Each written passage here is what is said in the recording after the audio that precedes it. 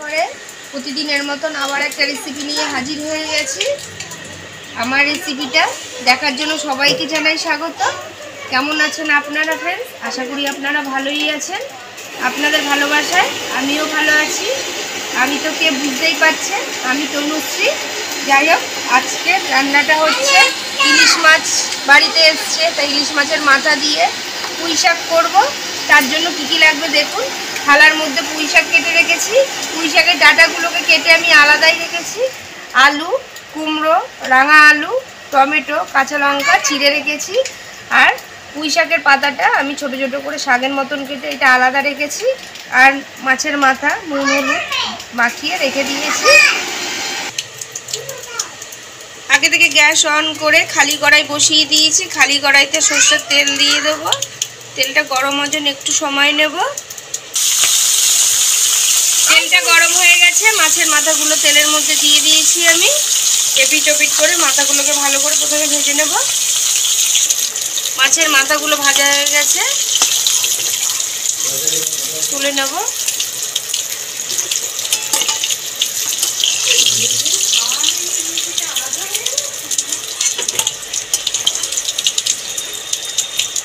মাছের মাথা ভাজা গরম তেলের মধ্যে ফোড়ন দিয়ে দেব। শুকনো লঙ্কা একটা আর 5 ফোড়ন।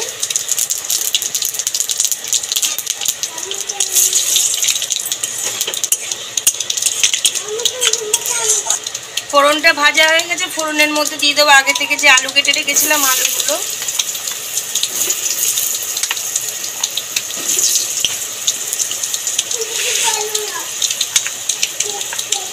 তার সাথে দিয়ে দেবো ডাঁটাটা।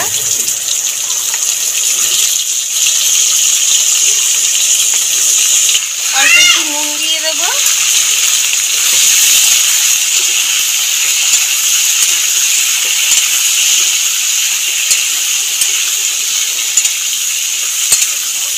নেড়ে চেড়ে রাখবো, তাহলে ফোড়নের গন্ধটা থেকে যাবে।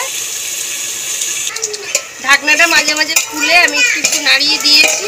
এবার ঢাকনাটা পুরো খুলেই দিলাম। দেখুন লাল লাল করে আলু আর ডাঁটাটা ভাজা হয়েই এসছে। এবার থালার মধ্যে যে আর সবজিগুলো কাটা আছে, রাঙা আলু, কুমড়ো, রাঙা আলু, এটাও দিয়ে দেবো।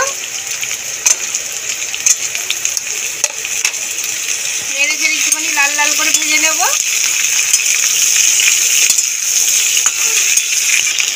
কুমড়োটা রাঙা আলুটাও নেড়ে ছেড়ে ভেজে নিয়েছি। এবার দেব পুঁই শাক পাতা যে কেটে রেখেছি পাতাগুলো।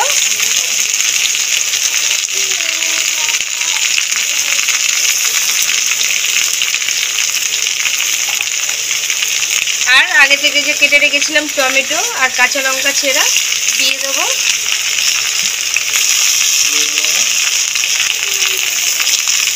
আমি প্রথমে ভাজার সময় একটুখানি নুন দিয়েছিলাম, আবার একটু নুন দিয়ে দেবো স্বাদ মতন।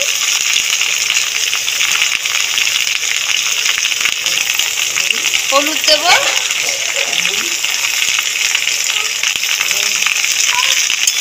নেড়ে চেড়ে মিশিয়ে নেব।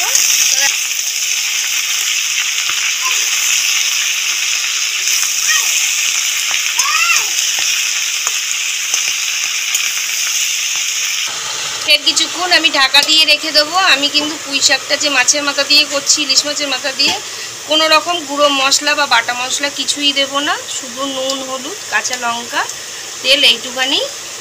আর একটুখানি এখন লো ফ্লেমে করে রাখবো, জলও দেব না, এতেই পুরো সেদ্ধ হবে। তাই জন্য গ্যাসটা একটুখানি লো ফ্লেমে করে বেশ কিছুক্ষণ ধরে ঢাকা দিয়ে রেখে দেবো। বেশ কিছুক্ষণ ঢাকা দিয়ে রেখে দিয়েছি। ঢাকাটা খুলে দেবো এবার। দেখুন শাকটা দিয়ে জল বেরিয়েছে অনেকটাই। আর ঢাকা দেবো না, সবজিও সব সেদ্ধ হয়ে গেছে, ডাঁটাও।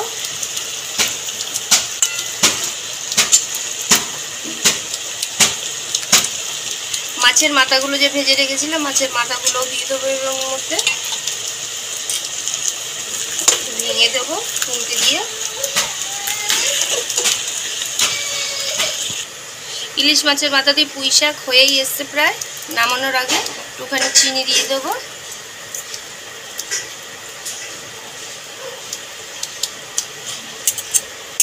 নেড়ে চেড়ে মিশিয়ে নেব।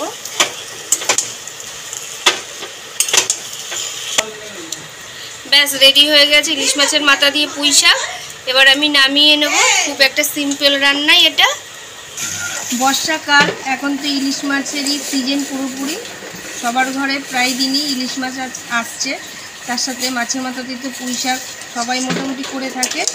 আমার মতন একদিন এরকম মশলা ছাড়া করে দেখবেন, আশা করি খুবই ভালো লাগবে। আর ভালো লাগলে তাহলে পাশে থেকে ভালোবেসে এরকম প্রতিদিনের মতন একটা লাইক, শেয়ার, সাবস্ক্রাইব করে দেবেন। ভালো থাকবেন, সুস্থ থাকবেন। Thank you.